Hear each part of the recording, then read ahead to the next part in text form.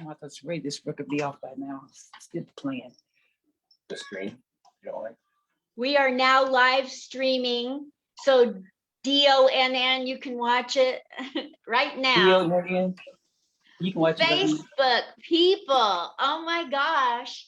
After a long hiatus, we are back with the military shows for you to share with any first responders, any military, any veterans, you name it, family members.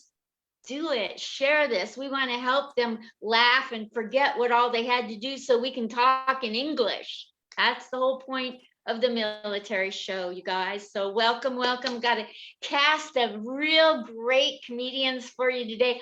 I'm so thrilled. We have Helaine, Witt, and DONN in the background watching the show. Woo! Thank you for coming and supporting. We thank you. We have Zygy out of New York here. He's going to be our feature. Yeah. And we got Danny Dechi sitting there. Oh my gosh, wait until you hear him. You're going to love him. But right now, I'd like to bring to the stage our headliner. We're going to do a little backwards today, okay, folks? We're going to have our headliner first, and that's where we're going to start. Today's headliner, I want to introduce her formally to you as Debbie Wooten. She can be found on Facebook as Debbie Wooten Williams, but she goes by Debbie Wooten. And I'm going to get to her intro here. She's a comedian extraordinaire. Wait till you hear her. She's an actress. She's a motivational speaker, you guys. She's open for Arsenio Hall and Jamie Foxx, you guys. OMG. Welcome to the stage. She's also done comedy in the past for the military, so she is not new to this. So welcome her to the stage right here, right now. Your friend to be, my friend from Portland, Debbie Wooten. Woo!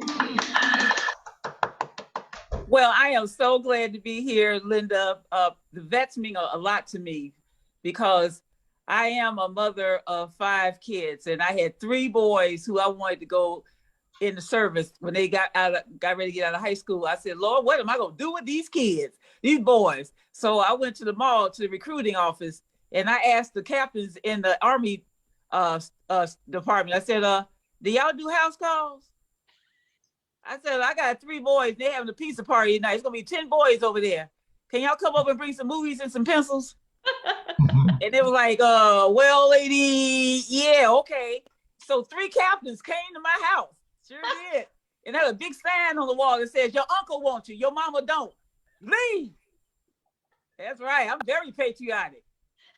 3 boys joined that night, and none of them was mine. I was so mad. I was so mad. I was so mad. Yeah, but I would have served in the service, but I'm 4F because I had polio.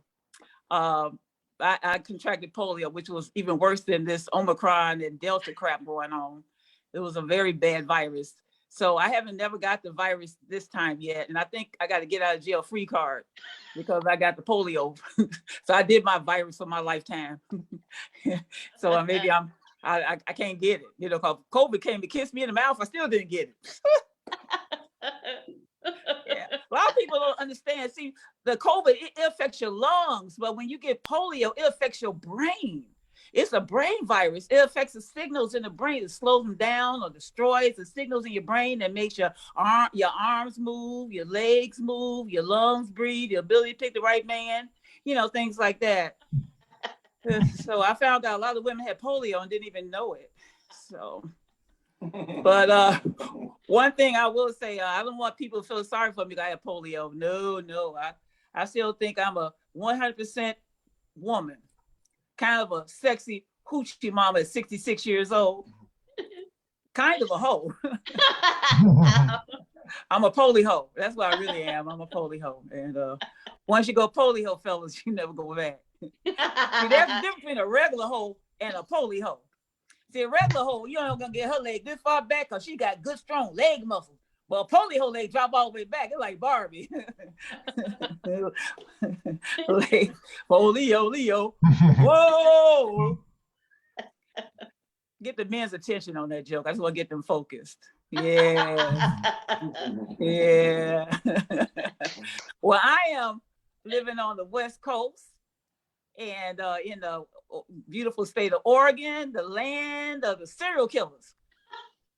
That's right. The serial killers all up in Oregon and Washington. This is where they live at because there's so many women here. And see, serial killers love skinny women. They do. And there's a lot of them out here. They trying to get me skinny, had me on a diet. I tried the Atkins diet, wound up acting like I was on a diet. Didn't work that good, but I wound up getting my stomach stapled and lost 175 pounds. And then I found a hard lump under my breast. I was devastated. I went to a doctor about it. He told me it was my rib cage. That's a bone? It's supposed to be there? It's weird. We got one on each side. Didn't even know that. Okay, but anyway. But living in Washington, Oregon, I lost all the weight, but this is thin as I'm going to get because them crazy serial killers. That's right. I can't get no skinnier than this because they love skinny women. You never seen a fat woman on a milk carton, have you? No. It's always the skinny women. Why? Because they're easy to catch. Because they always walking everywhere. They got a lot of energy. Oh, just walk. See, us fat girls, we lazy. We in the car, in the drive-through. We ain't walking. And if you want to, they easy to catch too. Serial killer just driving down the street in this little bitty sports car, roll the window down a little bit, take a coat hanger, pull them through, and drive off real fast. But now with us big girls, you're going to have to make another plan. You got to go get a van, some fried chicken, a food truck, maybe, extra friends, rope. Get us in mother commotion. Can't throw us in the river called Fat Float. We bobbing all night. We ain't going down without a fight. And you're not dragging us in no woods, no shallow grave action. You'll be digging that hole all night to cover all this big butt up. It'll be daylight and you'll get caught. So the only way we can get rid of these sick ass serial killers, we've got to get rid of skinny women. So I started a new program called "If You Can't Beat Them, Feed Them," because I'm concerned about their health. I am concerned about their health and safety, Yeah, but I don't even know why men like skinny women. What they got? One little tiny ass G-spot? Y'all know most of y'all can't even find that. So you get a big girl, you have to work so hard because wherever you stick it in, it's a new spot. Got to be everywhere. Look at the highlights. But if you're looking for a big girl with new spots, you can't go to the club. That's not where we hang out at. You have to go where we at, Costco, in the food court. That's where we're hanging out at, waiting for somebody to come by with the big forklift. That's what we're doing. So that's where you need to go. But, really, I'm wanted to tell you that I've been married 45 years. Mm-hmm. Thank you. That's 4 husbands. Yeah, they're like college credits. They're cumulative, Well, to be fair, my last 3 husbands died in a row. 3 husbands died in a row. Can you believe that? One just last year. Yeah, but I still have the nerve enough to believe in the security of marriage. Social Security, it really paid good. I cried all the way down to the office. How much this time? I'm on first name basis down there with the Social Security clerks. Or I'm a regular, like a bar. I'm a regular. Yeah. But my first husband is still alive. I call him my husband. He's the father of my 5 failed birth control methods. Children. Yes. I was in the living room with my last baby, and the doctor had the nerve enough to ask me and my husband, "Congratulations, it's another boy. Are you and your husband, are you Jewish?" And I'm like, "Doctor, we Black, African-American. Why do you think we Jewish?" He said, "The only reason why I thought you were Jewish because your little boy was born with a little cap on his head." I said, "Damn diaphragm. I knew I had it on." Young women don't know what I'm talking about because they got pills, patches, gum. See, back in my day, but now they even got a shot. You can get a shot and don't get pregnant. See, back in my day, 1 shot and you got pregnant. So it's way different now. But now that I'm older now and I'm not having no more kids because I took my uterus to a taxidermist and had it stuffed and laminated and put on a stick like a trophy. I got garlic hanging around the top of it, candles around the base, the Bible just scripture, thou shalt not work again. I'm so damn scared of that thing. I am. I wouldn't want to have no kids these days. You know, I got 5 kids and I had my kids really young. I had my kids so young that when I go to a nursing home, they'll be down the hall. We're going to be all together again. I can see us sitting in the day room. Hey, kids, I see we're all back together again, huh? Oh, hey, I like those bibs you got on, nice colors. Hey, I smell something. Somebody made a duty. Guess what? I ain't gonna change the diaper this time. That'll be me. I can't wait. That usually makes the whole audience, the young people, get quiet because it scares the hell out of them. But I'm one of those kind of parents.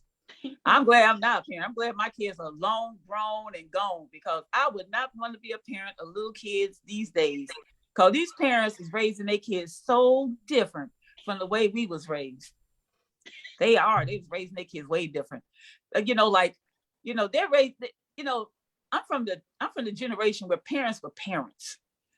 These kids aren't being parents. They're trying to be their friends, their kids' friends. They're raising their kids with a question mark. We was raised with an exclamation mark.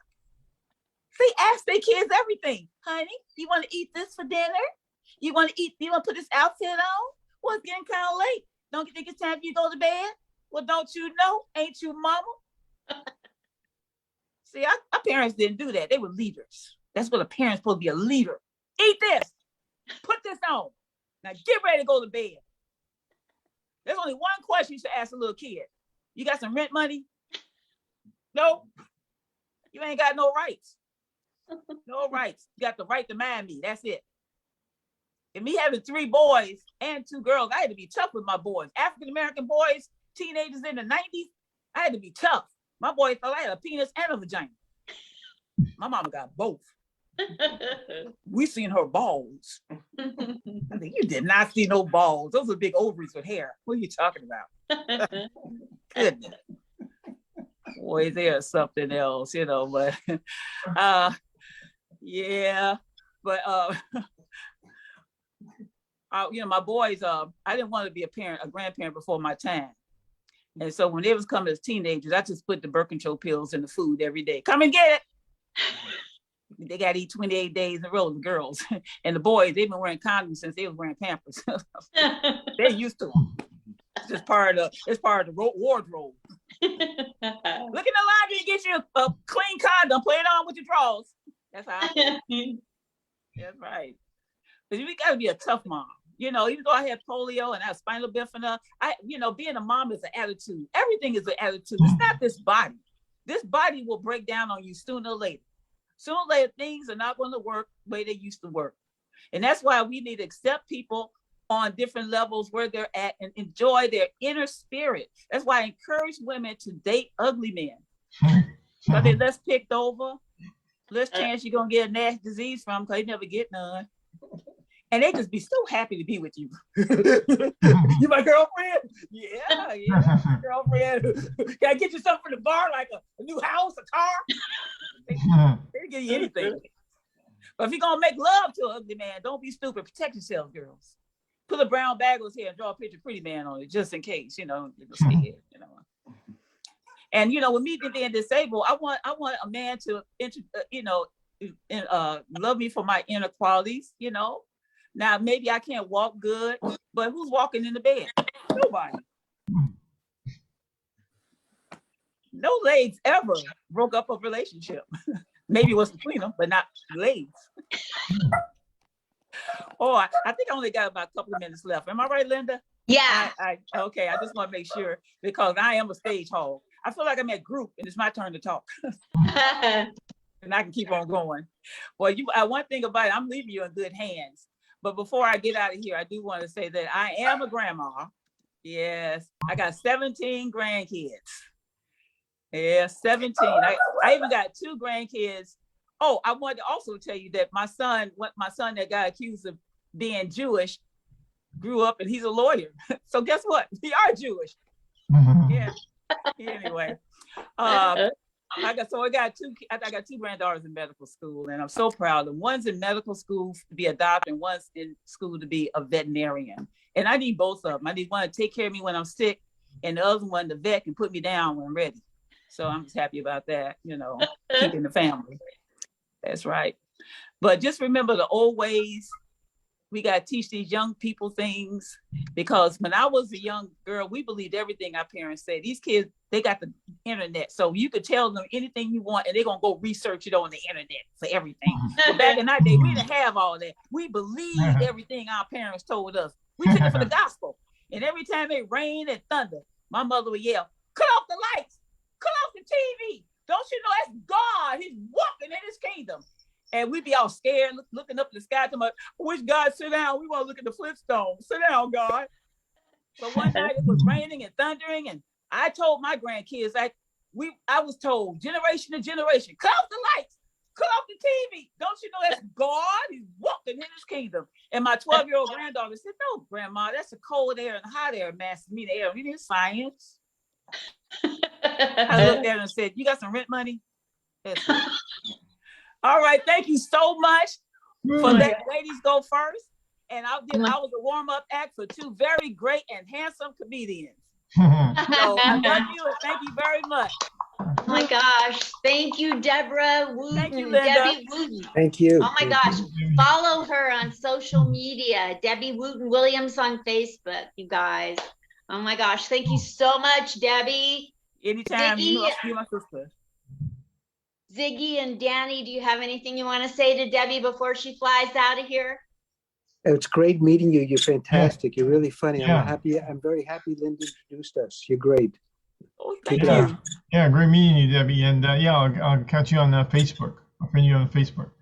Oh, please. Wherever you're at. Yeah. And I'm available. Hey, no, just and I'm available too. Oh, you're available for like a relationship available. Okay, I'm available for a comedy relationship.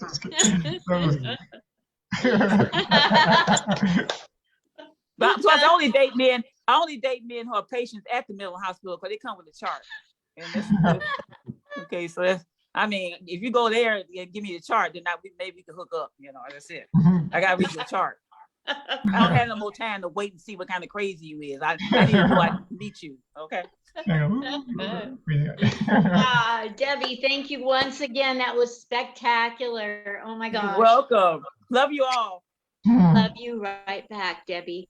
Okay, I'm going to go ahead and I'm going to turn it to speakerphone for myself. See if it works.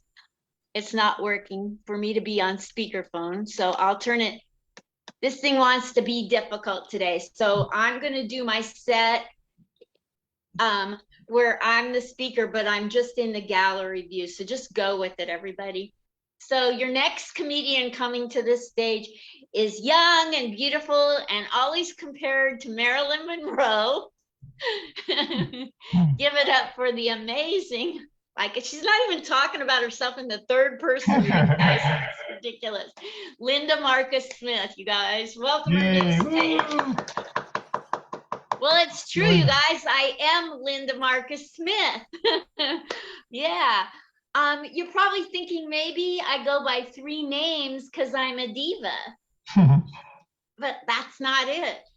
I'm just humbly trying to turn around history. Because back in time, people with 3 names were really bad. Like John Wilkes Booth, bad. John Wayne Gacy, bad with full caps. Adolf Blanken Hitler, oh my gosh, hopeless overachiever. I'm turning around history. I'm going to be a nice person with 3 names. And I just had a birthday. Hey, isn't that amazing? Can you guys hear me? Usually gets an applause. Birthday back in March. My, how time flies. It's March again. Hint, hint. Yeah. I officially turned, it's nobody's business years old. That's what I turned. But I like talking about my age in a math equation. because math is a superpower if you can confuse people, right? I like to say I'm just turned 21 times 3 plus, yeah, nobody's business. That's what I turned. Oh my gosh. Did you know I have a twin brother? His name is Fred. And this last birthday, he embarrassed me so much by coming out as a 70-year-old. Now I'm busted. I am so busted. People know my age. I was not ready for this. Yeah. And I come from the same place Debbie does, Portland, Oregon. Yeah, good old Portland. They have something really scary happening up there right now. I'm not talking about the riots. I'm not talking about Sasquatch or Paul Bunyan. I'm talking about the dreaded Portland coffee barista. Have you seen this? I almost fisted one. Oh, wait. I almost came fist to blows with one. That's what it was. I get those two confused all the time. I'm a real fun date. Oh my gosh. Well, it was because I almost had to go fist to blows with him because he upset me, you guys. I can't be nice forever. He said, "You look just like Marilyn." And I thought, well, that's a compliment. Thank you. She's beautiful. And he goes, "No, it's Portland. It's raining. Your makeup is melting off your face. You look like Marilyn Manson." It's not a compliment. That's fist to blow time, folks. Yeah. You know, I don't take my looks seriously. I don't believe I look like Marilyn. I think I look like if Marilyn had a sister and the sister had to pop out of a cake and sing happy birthday to Ted Kennedy. That's my Marilyn doppelganger. Yeah. So I grew up in Portland in the 50s and 60s. And in the 60s, you know, as you're coming of age, I thought it was a small town because I used to have to take a very slow trolley. If you're a young person watching, that's a train. I used to have to take a really slow trolley all the way across town to shop fast. No, shoplift fast. That's what it was. I get those confused a lot too. Have you ever been so good at something you had to quit? That was me in shoplifting. I hate to brag, but I almost turned a 5-and-dime drugstore with a soda fountain into a nonprofit. Single-handedly, no doubt. One lipstick tube at a time. Do you know how hard that is? Yeah. Hopeless overachiever that I am. Oh my gosh. In the 70s, I quit. It was wrong to shoplift, and I quit. But in the 70s, I found out that I was a wanted woman at the post office, and not for shoplifting. That was weird. It was a poster of Uncle Sam. He just wanted me to join the military. I took it very seriously. I'm a boomer. We did not get taught to say no to men. I was like, give me a pen. Let me sign up as how many men can I make happy in 3 years? Let me go. You know what they did? They took my little half Jewishness and put me smack dab in the middle of Germany. Take that, Hitler. Should have checked my record. I had a lot of fun with the men because I was on a post in Hanau, Germany, one woman with 2,000 men for 3 years. Why do you think I'm still smiling at 21 times nobody cares? Had a lot of fun. You guys, what would the takeaway be from hearing about my Meshuggah life? Young people, that's code for nutty and crazy. Yeah. The takeaway would be she's a little old, a little zany, but she served in the military and she claims she came away with a good discharge. on paper. What were you guys? You guys are dirty minded. This is a cleanish set. You guys, thank you so much for putting up with me. I love you all for coming and being a part of the show. We got to share it. That share. And by the way, Debbie, if you would like to do a set, I would love to invite you since we're on here and you're a superstar, Debbie Bazza. Would you like to do some time too? Oh, you made me laugh because I know there's the other Debbie there. Sure. Okay.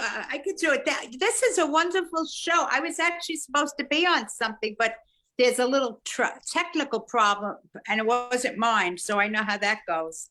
Would you like to do like 5 to 7 minutes right now, and then we'll do Danny and Zygy. Of course. Welcome to the stage, New York's very own superstar, Debbie Bazza. Oh, please cut it out, beautiful. This is so nice. Congratulations. When Helaine mentioned it, I said, "Oh, please give me the information. I love to see this show." And the few and I saw the other comments. She was very good, very good. This is wonderful. Yeah. Well, I hope I look okay. You always look good. You look beautiful. Oh, okay. You look beautiful, Linda. Always. I got to say. And I got to say, it's a lot of work. Thank you. Between the creams, moisturizers, and lotions, I got into bed last night, slept right on the floor. So I just wanted to tell a little bit about myself. My name's Debbie. I'm from the Bronx. I'm a housewife. I've been married 30 years. Thank you. It took 3 husbands, but it's still 30 years. And people ask, Debbie, how'd you get married 3 times? I settled. The first was right out of rehab. Methadone addict. I started from the top. But I got to say, Linda, he was the love of my life. We did everything together. We went food shopping, laundry, welfare. He was always with me. And he'd be cute too. He'd be in front of the TV nodding out like. And I get mad sometimes because when I would talk, he'd fall asleep. And then I realized he went back on heroin. So I was so relieved it wasn't me. You know, I thought I wasn't boring him. Well, things were going great until I got pregnant. And my mother said, "How are you going to raise a baby with a drug addict?" So after she was born, I went back home and I do what I always do. I lose weight, highlight my hair, and I look for my next victim. I made my next husband. And I met him. He was a mailman and a degenerate gambler. But my family was thrilled that he had a federal job. They were like, wow, you know, like that was a big thing back in the day. So, yeah, he always brought home the samples and everything. He was a great guy. I missed him. He got very sick and he died. Yeah. I think he just wanted to get away from me. And I got to say, it was very difficult when he was in the hospice. It was that. I don't know if there's any widows here. That was a difficult time, you know, going back and forth, feeding him, cleaning him, shaving him, going home, doing my sit-ups, getting ready for my 3rd husband. It was not an easy time for me. It really wasn't. And I don't know if there's any widows. Are you widowed by any chance, Linda? No. Well, I got to say, widowhood is a special time in a woman's life. Really, I wish I was widowed again because I enjoyed it. No, I did enjoy. Everyone asked me, "Can I help you? You okay?" God forbid you asked them; they would be busy, but still, it was nice that they asked. Yeah, it was a nice time in my life. And then I met my 3rd husband. And, you know, he was widowed a few months before me, and we did it. And we would go out for dinner, and he'd talk about his late wife, Helaine, and I talk about my late husband, Joe. It was like we were on a double date. I did enjoy that. Yeah. Going out, bringing home leftovers, getting my widow's pension. Yeah. And then 3 weeks into, say, is this going to lead to anything? Because if it's not, I don't want to waste my time. So we got married. And, we had a huge fight on our honeymoon cruise. I woke up, he was gone. I panicked. You can't have 2 husbands die right after the other. That don't look good. I was so relieved when I saw him in a distance and I realized, who would believe you get his big fat ass over the railing anyway? Yeah, we tried family therapy, but she said our fighting was scaring the other patients. I know, but she didn't just book us last. You know what I mean? What are you gonna do? We're actually divorced Bronx style. Yes, we're sharing a house together. And with the agreement that the house will go to the survivor. And he came up this week and he was choking on dried pineapple. He's like this. And it's true what they say, in a moment like that, you gotta think fast on your feet. And as he's choking, and I'm looking at him and I'm thinking, this could all be mine. But he's fine. I gave him the Heimlich. I had to. We made eye contact. Afterwards, I said, why didn't I just scream? The windows were closed. Then when something nags you, you just can't get it out of your head. I said, why'd I have to be there? If I hear boom, right? I'm upstairs. He's laid out on the floor. 45 minutes later, I go down there. Right? I'm not going to get an opportunity like that again. You don't need anything dried. If my mother were alive, you know what she'd say? Deborah, you zigged where you should have zigged. Oh, God. I have 2 daughters. Oh, they're like my moment. They're like my penance for a moment's passion. Oh, the 2 of them. They almost killed me growing up. They were always fighting and screaming. One morning, they're beating each other up over the last pair of school socks.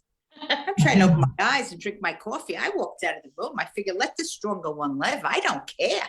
Yeah, I don't care. I don't even know to this day how they got to school. Maybe they took a pair of from the hamper. I don't even know. Oh, please. And then I had to make them cupcakes every month for the school fundraisers. I don't know if anybody else had to, but we had 2 dogs. No matter how careful I was, I always saw a little kid going like this, pulling their hair out of their mouth. Oh, please. I never put our name on the box. And they would threaten me. I'm running away. So I would reassure them and I'd say, sweetheart, don't run away. I'll get the car and take you wherever you want to go. Do me a favor, take your sister with you. I like my own room. Isn't that your father's snoring's keeping me up all night? Isn't that the worst, trying to sleep with a snorer? You have that little window in between and to fall asleep. He tried to get the no snore tape, the no snore spray, he even got the no snore pillow. That kind of works if you put it on his face and you hold it down. Anyway, Linda, it's been so much fun. Thank you so much for letting me do a few minutes. I'm glad I had my makeup on for this other show I'm trying to get in. Debbie Bazza, thank you so much for gracing us with your comedy. Oh my God. I love you. And I got to get back on your show. I just been very busy going to PT 4 times a week. But let me know when you have your interview show, okay? I will, Debbie. You bet. Thank you. I will do that right away. And when I see your show, I'll share it on Facebook so you get some more audience. You're doing a wonderful thing. Thank you, Debbie. I love you. I love you too. Hi, Zygy. Hi, Danny. I'm going to see if that show got straightened up yet. Bye. But I'm going to keep you on. I'll keep this on and I'll mute that for now. Okay. Perfect. All right. And I'll mute myself too. Okay. So I just get hear the comment. Super. Thank you once again. And now for the next comedian. So you guys, I just want to make sure there's been a little inside baseball talk we need to have real fast. So since I let Debbie do a set, I got to let Helaine do a set. They wouldn't be right. So I'm going to have Danny do his comedy, Danny Dechi, then Helaine, and Zygy. Will you still have time to do your entire as much as you want time? I'll do as much as I want. Sure, fine. Perfect. You're not like in a time crunch to go, are you? Okay. Let me ask Charlie. Is it okay with you? Yeah, for the birds. Okay for the bird. Shows for the birds. Okay, coming to the stage next. It says, "Hi, beautiful." Oh no, that's separate. Danny Dechi. He did say hi, beautiful. Danny Dechi was on the Late Show with James Corden, you guys, the new Gong Show, and host. And it skipped on me. Just 1 second. I hate technology. And the new Gong Show, and host live shows and Zoom shows. And if you're ever near San Francisco, you got to stop in and support his comedy that's live there, and get in on his Zoom shows. So welcome to the stage right here, right now. Wait, yeah, right here, right now, Danny Dechi. Woo! Thank you, Linda. Thanks for putting the show on. It's great to be here. And I'm Danny Dechi in San Francisco. And hey buddy, can you close the microwave? Yeah, close the door on the microwave oven. Thank you. Okay, sorry about that. Okay, so yes, here I am in San Francisco. And Zygy, I heard a dog barking. Zygy, was that your parrot pretending to be a dog earlier? I'm not sure. Yeah, I try to mute myself. It does a pretty good dog impression. Yeah, so I'm Danny Dechi. Okay, a little bit about myself. Well, I don't know how old I am because my parents lost my birth certificate when they put me in the basket in the river. But I do know that, or do remember the name of the river. It was Niagara Falls. Yeah, remember that. So sometimes I want to hug. I get so lonely, I just want to hug. So I go to a restaurant and I pretend that I'm choking. Yeah, and my favorite restaurant is called Mama's Diner in my neighborhood, and they always brag it's just like Mother used to make. The only problem is every few minutes the cook comes over to your table and complains about your father. Yeah, so by the way, how can you tell someone's a vegan? Well, whenever they open their mouth, you can hear their stomach crying. Yeah, so, okay, well, they say you should wash your hands for as long as it takes you to sing Happy Birthday, but I prefer to be more careful, so I sing Stairway to Heaven. Yep, and my Aunt Louise was really excited the other day. She said, hey, I got the Johnson. And I said, oh, you got the vaccine? And she said, no. Johnson, okay. Yeah, so I've been watching more TV, like everybody else, watching more TV, and I saw this movie with actress who had a strange name, Busy Phillips. Anybody here, Busy Phillips? Probably her father named her that. Yeah, because if someone like me would go up to her and say, I would say like, hey, hi, I'm Danny, and she'd say, I'm busy. Oh, okay. Yeah, so speaking of the Academy Awards is coming up. Academy Awards, yeah, and this year actually they have a new category. It's called best film without Tom Hanks. He's in all the movies. So what was this? Oh yeah, the Olympics. The Olympics happened. You know why they have curling in the Winter Olympics? It's to give the ushers more time to clean up the stands. Yeah, and during the swimming Olympics, right, the Summer Olympics, all the men, they shave all their body hair so they can swim faster.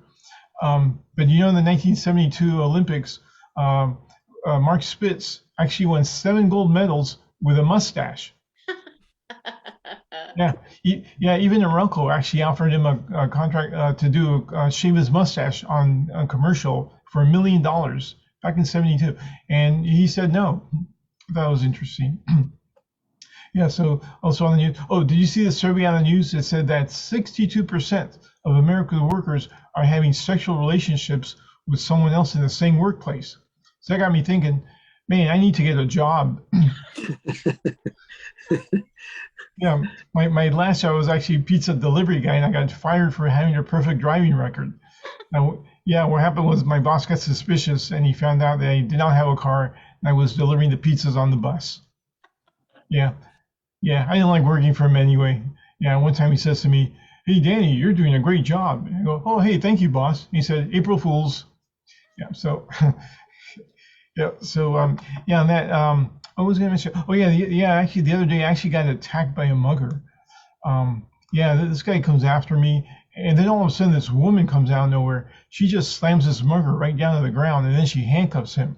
So I figure she must be an undercover cop. So I asked her, excuse me, are you SFPD? And she said, no, BDSM. So fetish. Yeah. So we dated. Yeah. Yeah, and I remember coming home one night, there she is wearing nothing but Freudian slip. And she says to me, so Danny boy, you ready for your punishment? I go, okay.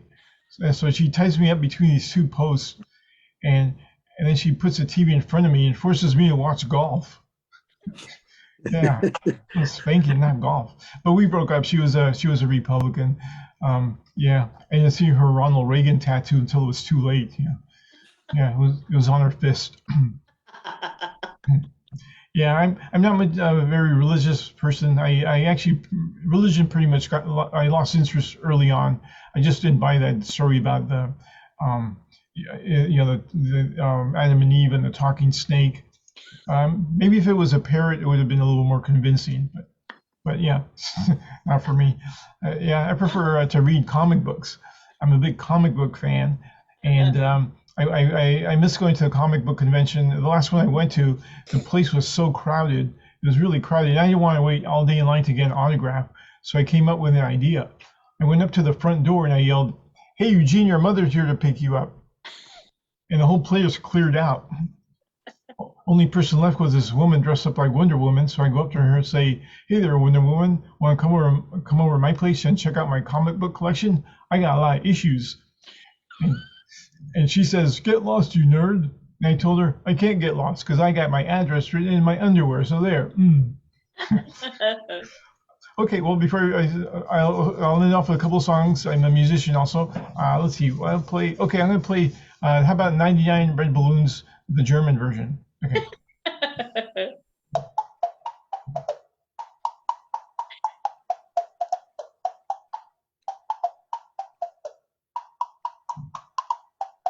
It's a short version of that. Okay, and one last song. How about "Oh, It's a Joy" by Beethoven? Thank you.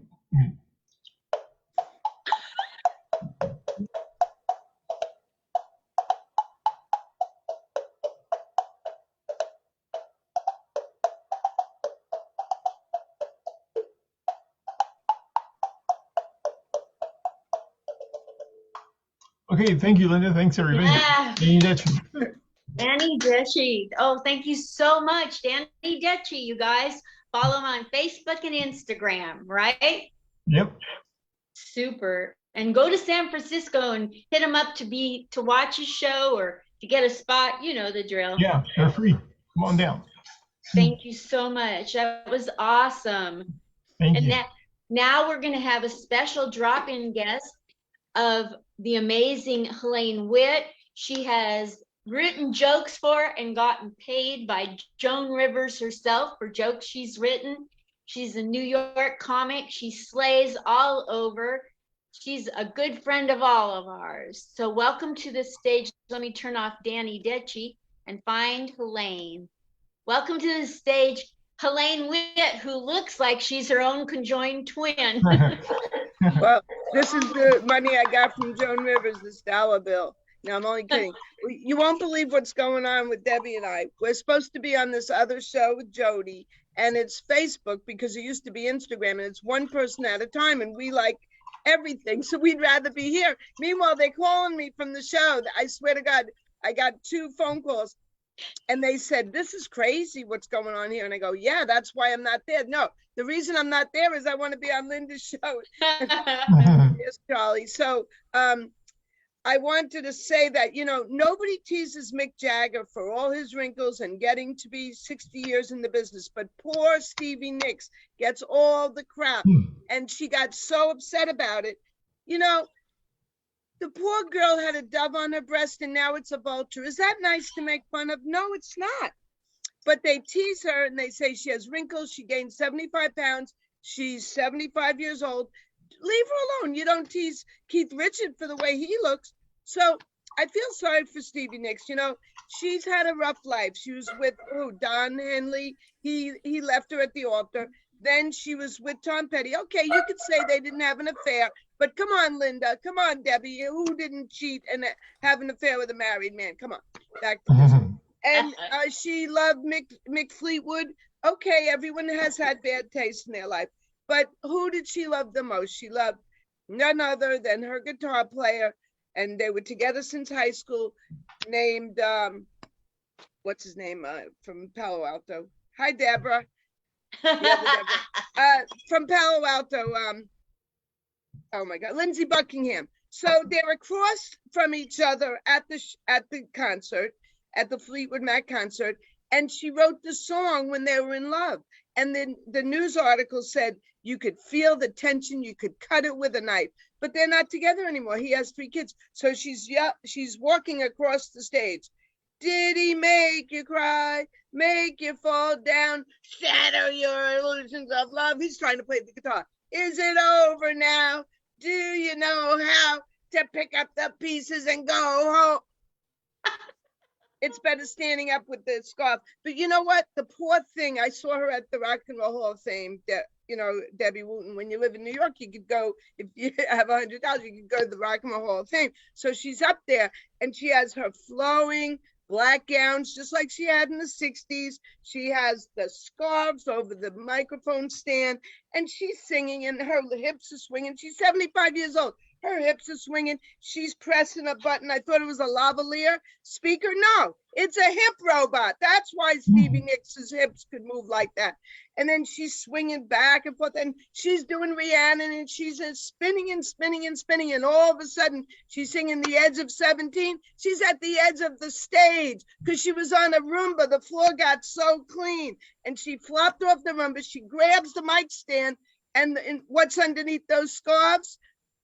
A life alert and and those bandages. Got to practice your material. What do they call those? Ace bandages. So, I'm telling you, I think my time's up. I got to go. The other show keeps calling me. Debbie, you managed to go to the other show and look good. Let them not know where I am. I don't know what's going on, Helaine. Oh, good. I feel better already. Hi, Debbie. No, I don't know. I heard you said it was fabulous. We're supposed to be on another show. So you know what I did, Debbie Wooten? I took the phone into the bedroom and the lady, Jody, goes, Helaine, oh, this is live. She's going to see this. She says, Helaine, your TV's very loud. No, I'm watching Linda's show. That's why. And Goldberg keeps calling me going, how do you get on this? When are you coming on? And it's a joke. I like this better. But I've had too much time. It's Ziggy's turn. Now I want to watch Zygy and not go on this other show. Thank you so much, Helaine Witt. If you can find her on Facebook, Instagram, TikTok, you name it. Helaine Witt and Helaine Weiss Witt. Either way.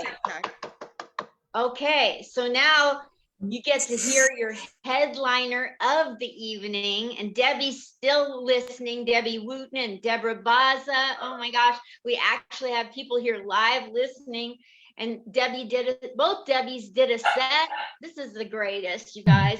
Helaine, thank you so much for jumping in and doing a set. And now I'd like to read to you the intro that Zygy sent me. He appeared in the show Good Timing that's on with Joe Firestone on the Peacock TV, and his segment was featured. Wait until you hear this. His segment was featured on The Tonight Show, and he was an extra in The Marvelous Maisel. Hope I pronounced that right. He appears in clubs in and around New York City. He's a friend to everybody here in the show tonight. You guys, welcome my friend and yours to be through his comedy, Zygy Susser. Woo! Thanks, Linda. Thanks, everybody. Everybody's great. It's a great show. Thank you very much for having me on it. My name is Zygy, and Zygy is short for Sigmund. Sigmund means victory through protection. Zygy means should have used protection. My wife and I used to love going to the movies, but because of COVID, we're staying home. So we try to make our apartment as much as close to a movie theater as possible. So I poured Mountain Dew in front of my couch, to get that sticky feeling. And my wife went into the kitchen to make popcorn and sell it to me. And, she pours like this thing over it, because drizzles this, it's definitely not butter over this popcorn. She sells it to me in 3 different sizes. It comes in a nickel bag, a hefty bag, and a body bag. And she also sells soda. So that also comes in 3 sizes. It comes in a sippy cup, a big gulp, and diabetes. And, I guess through force of habit, I end up like putting it under my shirt and sneaking into the living room and everything. And my wife likes hot dogs. So, I dig one out of the freezer, and I found an old piece of, Wonder Bread and make the whole thing in the microwave and give it to her all shriveled up. The hot dog, not me. And we have a bird at home, and I figured I should put him to work too. So I put him in like this penguin outfit, so he could be an usher, and give him like one of these pen light flashlights. And I teach him a few things. He can talk. So taught him movie appropriate stuff, like he can say "shut up," and he can say "turn that phone off." And for when the movie's on, he can say, "Don't go in that room. The killer's there, you idiot." Anyway, and since we just ate, I also taught him this song. Let's all go to the bathroom. Let's all go to the bathroom. Let's all go to the bathroom now that you had something to eat. And so I go to the bathroom. And, it's weird to wait online at a bathroom in your own apartment, So, but anyway, when I finally get in, I see scrawled on the wall, "For a good time, don't call Zygy." And it looks like my wife's handwriting. And we have a vending machine in there, and we have Tums, Alka-Seltzer, and a plunger. Then I get out and everything, and I want to make this thing to look like a movie theater, so I got one of these big red ropes and everything, but my wife put it around our bed because she said it's a museum piece. And I got these like cardboard cutouts, these like, call them fat heads, and put them in chairs in front of the couch so that when we're sitting watching, we'd have to go from side to side to make it more realistic and everything. And so, some people think you got to spend like thousands of dollars to make your apartment into a movie theater, but it's not true. I have this really great 22-inch Sony Trinitron with rabbit ears, and it takes up half the living room, and it still works very well. So, I want to go sit down and watch, and I, go by my wife on the couch, and, for authenticity, I step on her toes, and I tell her, I think you're in the wrong seat.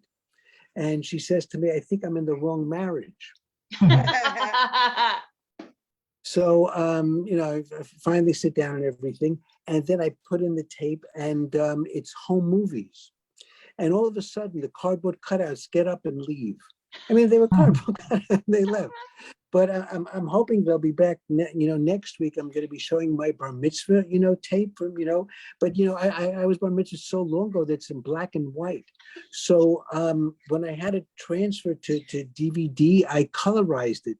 Now it looks like I'm celebrating my quinceañera. And anyway, and if anyone, if anyone wants to copy me and wants to do this on a date, nothing spells romance as much as sneakers stuck in Mountain Dew. So take my advice, don't do it. I talked about my bird a little, and a while, we always let him out of the cage and stuff like that, and he might come back. He flies around. And one day my wife was getting up off the couch and she accidentally stepped on him. He was okay, but she flattened him out like a pancake.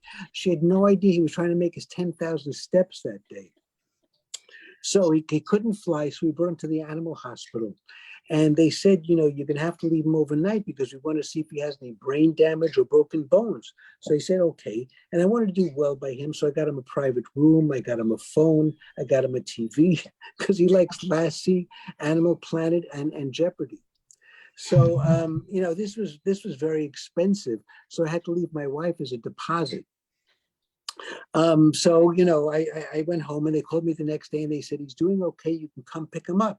So I go back to the receptionist. I say, I'm here to pick up my bird. And she said, woodpecker? I said, no, I do okay with what I have, but thanks for asking.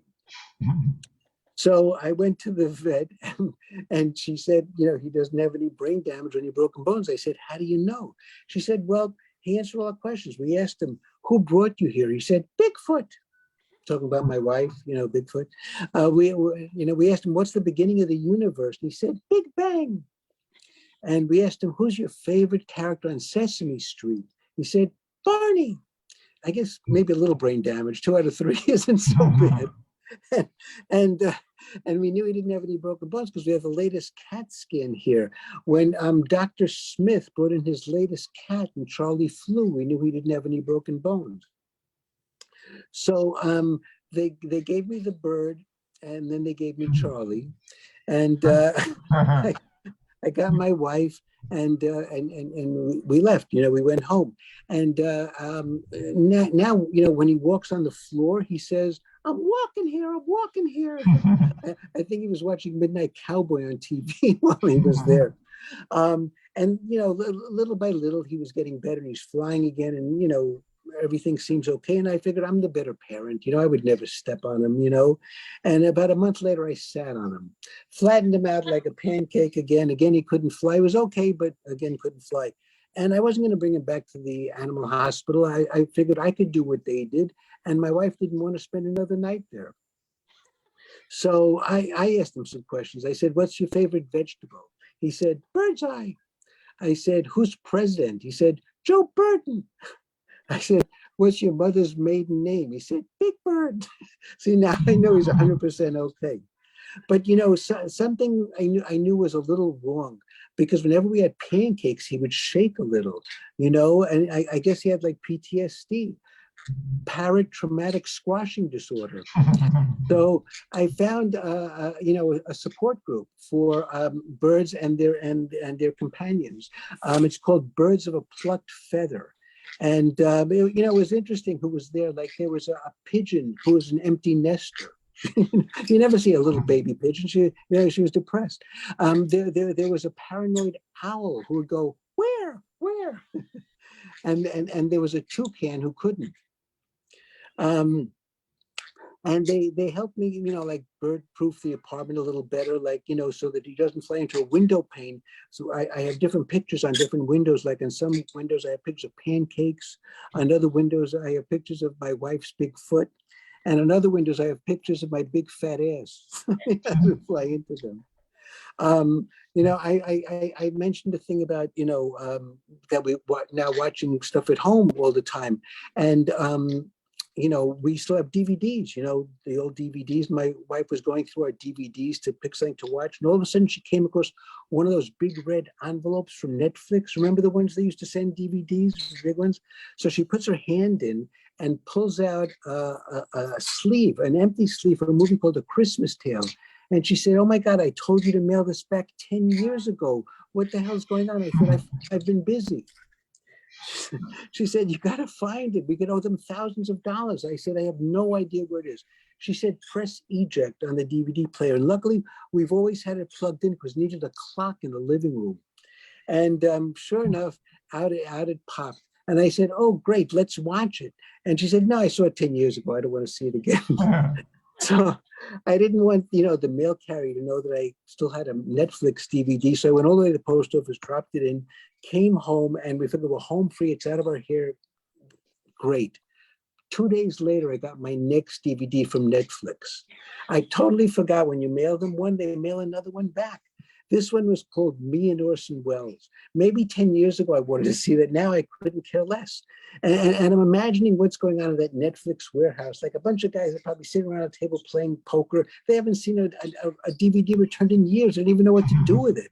Then they have to find my list. In those days, they called it a queue. They have to find my list and look for what's next. They find Me and Orson Welles, have to blow off 10 years worth of dust from Me and Orson Welles, put it in one of those big red Netflix envelopes, mail it out to me. Then they have to see who the next person is to get A Christmas Tale. That person gets it, says, "Honey, you're not going to believe this. Netflix just sent us a DVD called A Christmas Tale." And she says, "Finally, I've been waiting 10 years for that." And he says, "I thought we were waiting for Me and Orson Welles." So this is going to outlive me. So what I'm going to do is in my will, I'm going to put my leave my Netflix list to my son and my DVD player to my daughter. That way I'm hoping that even after we're gone, they'll have to stay close to watch those DVDs. And if worse comes to worse, my daughter will have a clock in her living room. And you know, by the way, I mentioned my bird, he talks and stuff like that, which is really cool, except now I'm henpicked by 2 different species. He hates our daughter. He flies to her and bites her. I asked the vet about it. He said it's hormonal, but it's too expensive to get either the bird or my daughter fixed. She tries to be nice to him, like she'll say, to him, good boy, Charlie, and he'll say, don't patronize me. But she gets back at him, like when she has breakfast, she purposely cracks eggs open right in front of him. Can't watch him get upset. He's pretty smart, so I'm trying to toilet train him, but it's a crapshoot.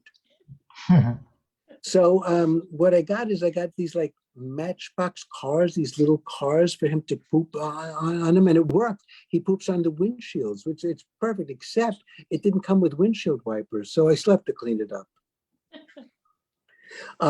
But let me tell you a little about myself. Somebody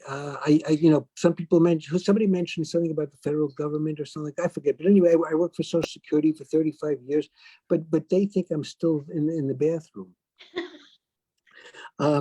It was hard for me to decide when to retire. So I asked my boss for advice, and he said, today works for me. I asked a friend how she knew when to leave. She said, God will give you a sign. The next day I fell, tore my Achilles tendon, broke my collarbone. Is God too old to text? At my job, I interviewed a woman who told me she worked at a Whole Foods. I said, I used to go to the one on Houston Street. I love their bread pudding. She said, oh my God, I made their bread pudding. I said, it was so delicious. Why did they stop selling it? She said, not enough people were buying it. That's a true story. There's no punchline, but that's the most exciting thing that happened to me in 35 years at work. Well, one of the things I don't miss about my job is the hands-free, energy-efficient bathroom. I would stand in front of the urinal, and when I was finished, it wouldn't flush. It's like it was asking me, is that all you've got? And then the lights would go out. When I handed in my retirement papers, I cried. I had always hoped to stay long enough to see my assistant manager drop dead. I was so embarrassed for crying that I ran into the bathroom, and the boss came in after me. He said, look, we really like you. You can stay as long as you want. I said, that's really nice because I'm having second thoughts about retiring. He said, no, I mean, you can stay as long as you want in the bathroom. My wife was against it. She said, you'll be bored. You're not going to accomplish anything. You'll hate it. She just described my job. She said, if you're going to be home, get rid of the junk in your closet. I mentioned that to my neighbor, and he said, when you come out of the closet with your junk, bring it to me. I'll show you what to do with it. What a nice guy. My kids are worried that I'm going to get out of shape, and they said I have to walk at least 10,000 steps a day. But how many times can you go from the couch to the bathroom? 241. I have an app on my phone that counts my steps, and my kids can keep track of them. And I feel if the phone didn't count the steps, they never happened. Right? A few years ago, I walked to the top of the Statue of Liberty. When I came down, I realized my wife had my phone. I didn't get my steps. I noticed a woman about to go up. I explained the steps to her and gave her my phone. I never saw her or my phone again. And she got my steps. But she must be a jogger because each day my kids compliment me on how many steps I'm doing. And my friends say they're happier talking to her than they ever were talking to me. I try to add steps to everything I do. When I brush my teeth, I move from side to side. I tried doing that when I was pleasuring myself, but it didn't work. I couldn't concentrate. Then I figured out I can move from side to side if I fantasize about being with twins. You know, I said to my wife, why don't you retire too? Like I retired, she's still working. I said, we can spend all day watching TV, being on Facebook, looking up what diseases we might have on WebMD. She said, I'm doing that at work. You know, my bird here, he, you know, it's embarrassing to say, but he'll hump my finger sometimes. He really, it's true. It's terrible. But you know, he thinks he's a dog, I guess. Well, Danny, you mentioned this. He makes the dog sound, so I guess that's part of the same thing.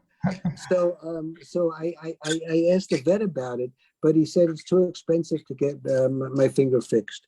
Anyway, I'm Zygy Susser. So it's been great seeing you guys and performing with you. And everybody stay well and be good. Be good. Thank you very much for having me.